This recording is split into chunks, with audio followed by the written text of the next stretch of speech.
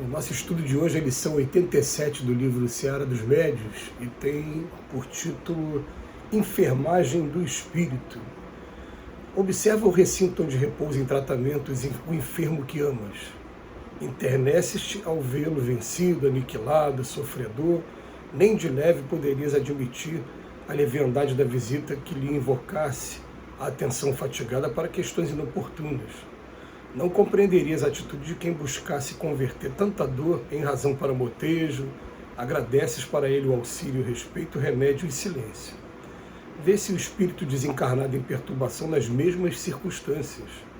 Ajudam nas reuniões íntimas de oração facilmente conversíveis em gabinetes curativos da alma, não lhe expõem o martírio mental à curiosidade ou ao gracejo, amparam-o com discrição e bondade, e é nosso irmão acima de tudo. E o necessitado de hoje lembra-nos que é possível sejamos nós o necessitado de amanhã. A gente tem uma lição hoje curta e muito profunda. E a gente vai falar profunda por quê? Em primeiro lugar, porque o pensamento é a principal forma de comunicação dos espíritos, entre os espíritos. Quando a gente estiver desencarnado, a gente não vai precisar mais da boca, do som da voz, a gente vai se comunicar apenas por pensamento.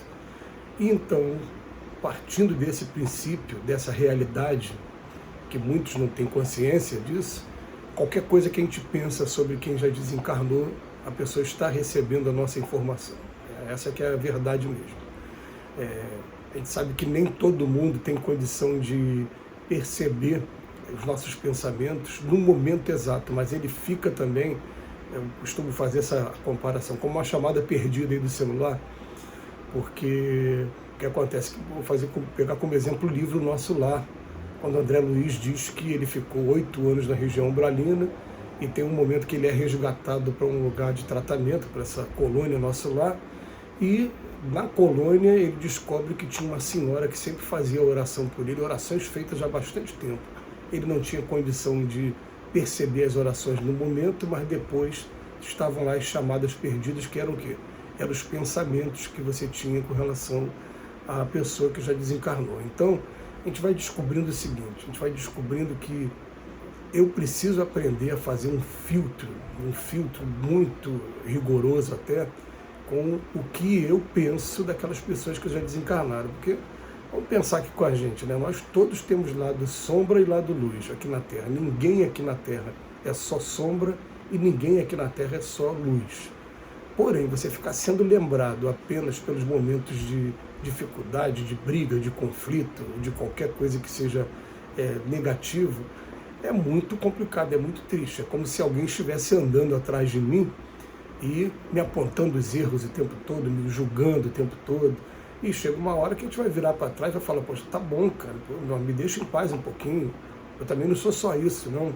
É exatamente isso que acontece quando a gente vai falar dos nossos amigos desencarnados.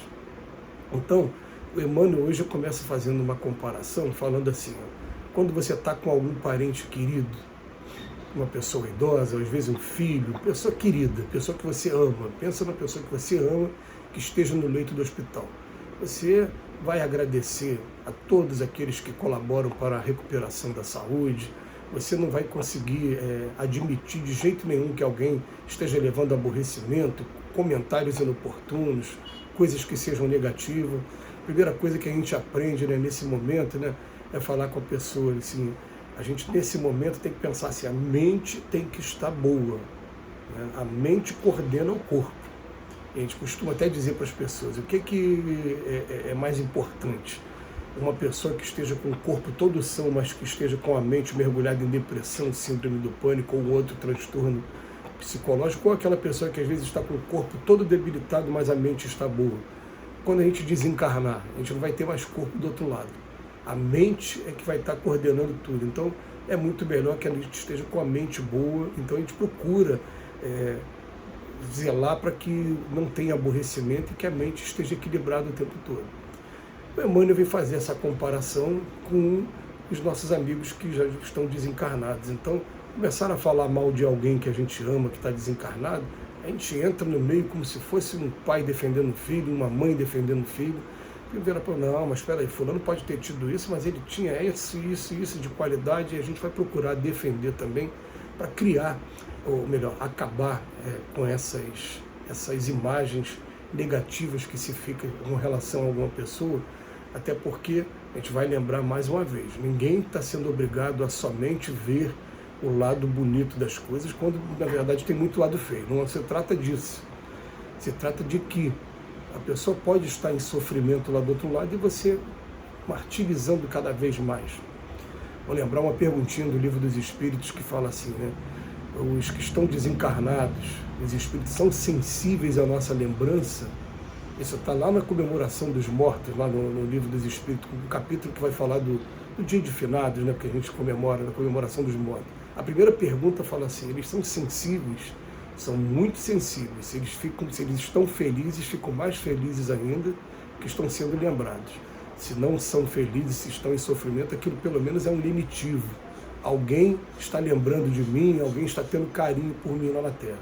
Agora, ficar o tempo todo contrabalançando esses pensamentos com momentos que foram ruins, momentos que foram cruéis, a gente fica lembrando, a gente só faz bobagem na hora que a gente está passando por crise.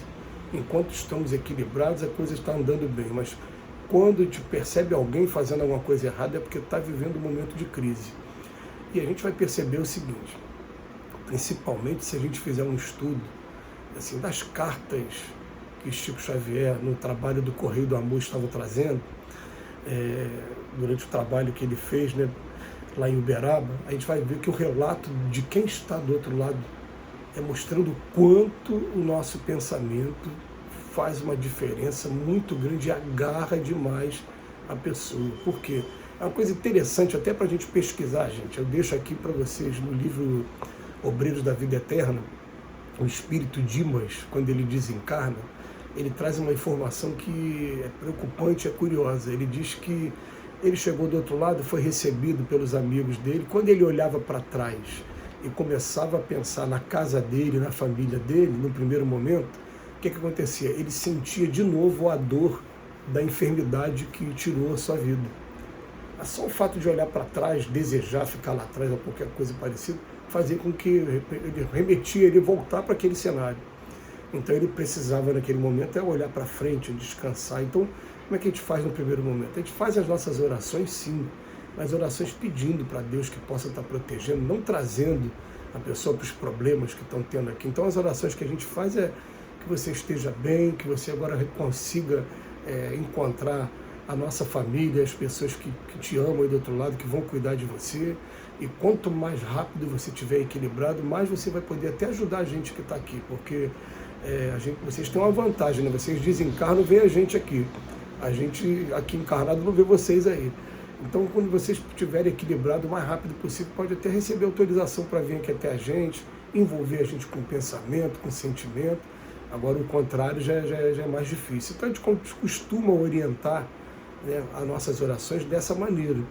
E aí sim, quando ele ganhar essa liberdade, aí ele não vai sentir mais o que o Dimas relatou que estava sentindo, ou então como as várias cartas do Chico Xavier, né, os filhos falavam para a mãe, depois que eu desencarnei eu adoeci, porque cada vez que a senhora está nesses pensamentos, eu volto, eu sinto a dor de novo, eu sinto o problema de novo, e a gente fica martirizando a pessoa. Então, a gente colocou uma coisa na nossa cabeça aqui, ó. A melhor maneira da gente homenagear aqueles que já partiram é com a prática do bem, é com um trabalho digno, é com a consciência tranquila.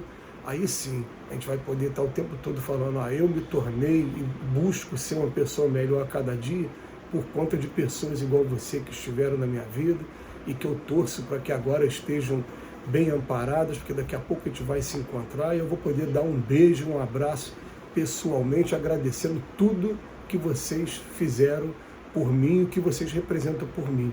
Mas não ficar lembrando de coisas negativas. Eu vou lembrar aqui mais uma vez também, como já falei em outros estudos, que quando a minha mãe desencarnou, foi uma desencarnação muito dolorosa, sempre dolorosa, porque a mãe te ama muito.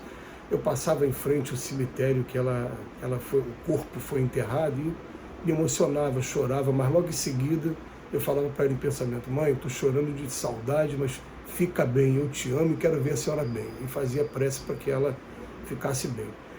Espero que nossas palavras tenham sido de utilidade, que Jesus nos abençoe hoje e sempre.